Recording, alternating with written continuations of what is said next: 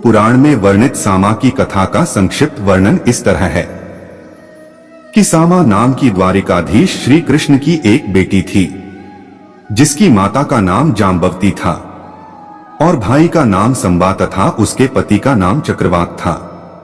चूडक नामक एक शूद्र ने सामा पर वृंदावन में ऋषियों के संक्रमण करने का अनुचित आरोप श्री कृष्ण के समक्ष लगाया, जिससे श्री कृष्ण ने क्रोधित हो सामा को पंक्षी बनने का शाप दे दिया और इसके बाद सामा पंक्षी बन वृंदावन में उड़ने लगी।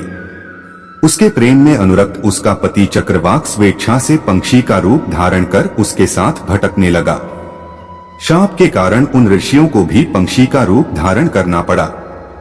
सामा का भाई सांब, जो इस अवसर पर कहीं और रहने के कारण अनुपस्थित था और लौटकर आया, तो इस समाचार को सुन बहन के बिछोह से दुखी हुआ, परंतु श्री कृष्ण का शाप तो व्यर्थ होने वाला नहीं था।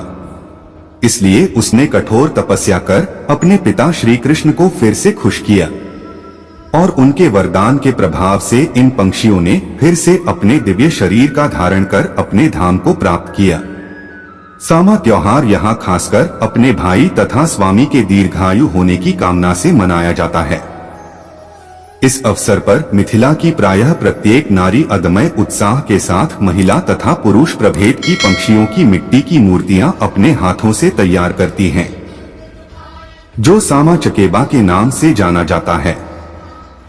यह सामा श्री कृष्ण की बेटी सामा तथा चकेबा उसके स्वामी चक्रवाक का ही द्योतक है। चक्रवाक का अपभ्रंश ही चकेबा बन गया है।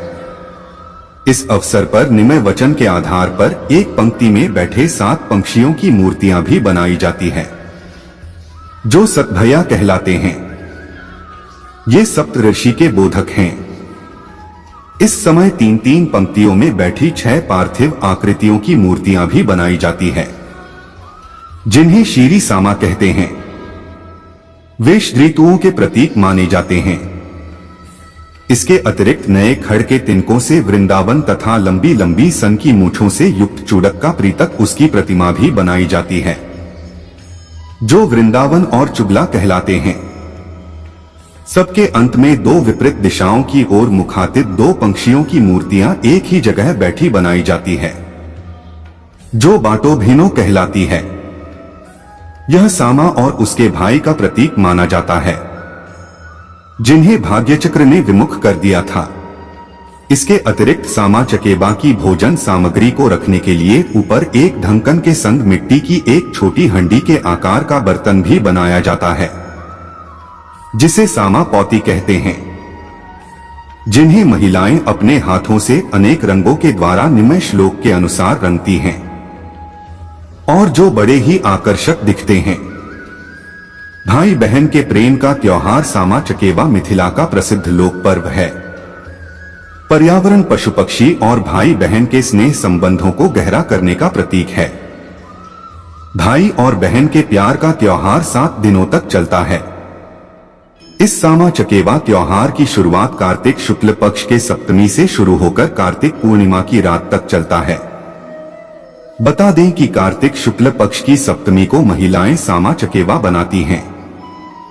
इस पर्व को मनाने के दौरान महिलाएं लोक गीत गाती हैं और अपने भाई के मंगल कामना के लिए भगवान से प्रार्थना करती हैं।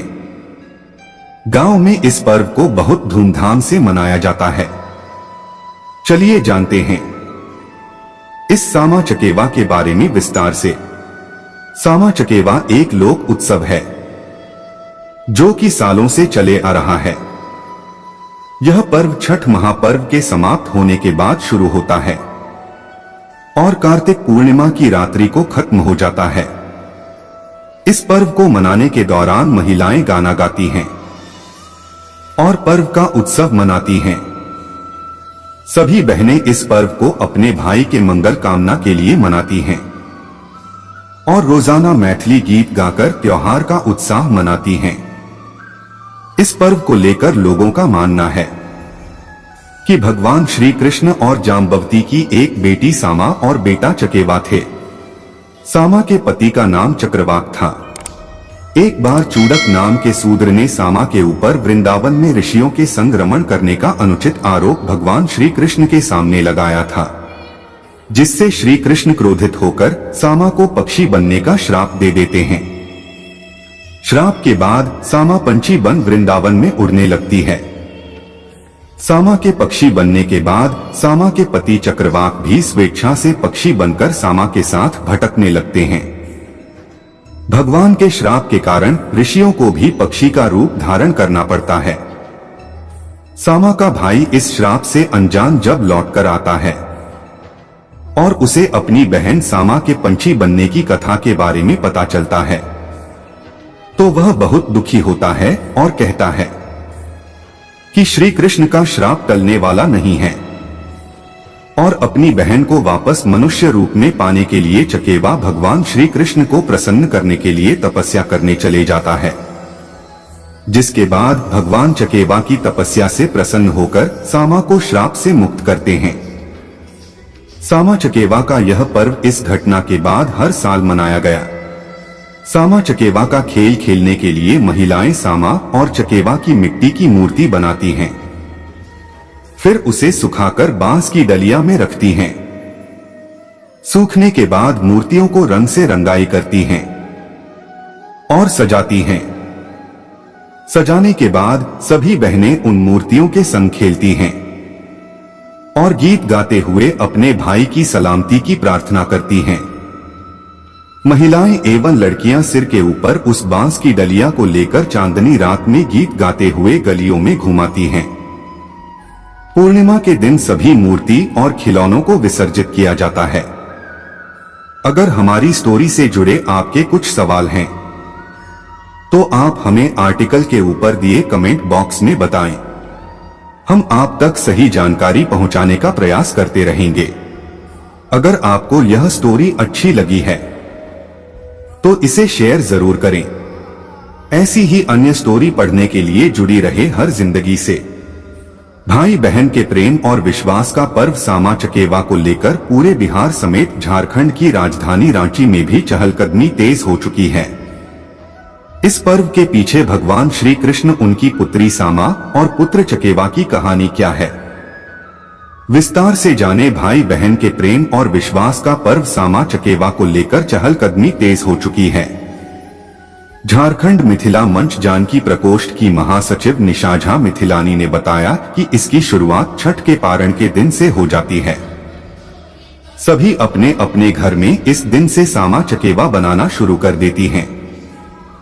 जो भी इस दिन बना नहीं पाती हैं, वो देवोत्थान एकादशी के दिन बनाती हैं, जिसमें सामा चकेवा, वृंदावन चुगला, सतभैया, पेटी, पेटार आदि मिट्टी से बनाया जाता है। उस दिन से नियमित रात्रि के समय आंगन में बैठकर खूब खेलती हैं, नियमित गीत गाती हैं, जिसमें भगवती गीत, ब्राह्मण गीत और अंत में बेटी विदाई का समदाउन गाती हैं। यह सिलसिला कार्तिक पूर्णिमा के दिन तक चलता है। उसके बाद कार्तिक पूर्णिमा की रात में सामा का विसर्जन किया जाता है, जिसमें महिला के संग संग घर के पुरुष वर्ग भी शामिल रहते हैं। ऐसा मान्यता है कि सामा भगवान श्री कृष्ण की पुत्री थी, जो कि प्रत्येक दिन वृंदावन के जंगल में खेलने जाया करती थी। एक दिन चुगला नाम का एक व्यक्ति श्री कृष्ण को झूठा बोल दिए कि आपकी बेटी कोई साधु से मिलने जाती है।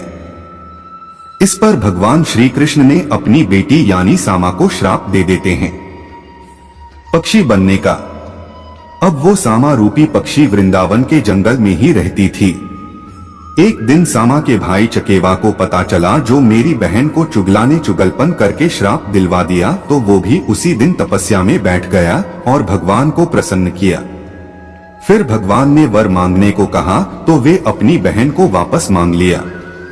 इसलिए इस पर्व को भाई बहन के प्रेम और स्नेह के रूप में मनाया जाता है। हर एक बहन अपने भाई की दीर्घायु की कामना करती हैं। सामा चकेवा का पर्व गांव में होता ही है, हम लोग शहर में भी मनाते हैं। झारखंड मिथिला मंच के जानकी प्रकोष्ठ के द्वारा रांची के हरमू में कार्तिक पूर्णिमा के दिन मनाया जाता है। रांची के कोने कोने से मैथिल मिथिलानी अपने अपने बच्चों के संग डाला सजाकर आती हैं। जिसमें सर्वश्रेष्ठ पहले, दूसरे और तीसरे डाला को पुरस्कार दिया जाता है। बाकी प्रतिभागियों को भी सांत्वना पुरस्कार दिया जाता है। प्रत्येक वर्ष 100 से 150 के बीच डाला आता है। गीत संगीत का भी कार्यक्रम होता है। अंत में सभी कोई साथ में रात्रि भोजन करते हैं। निशा झा मिथिलानी ने बताया कि इस बार के कार्यक्रम के लिए हम लोग घर घर जाकर हकार निमंत्रण दे रहे हैं।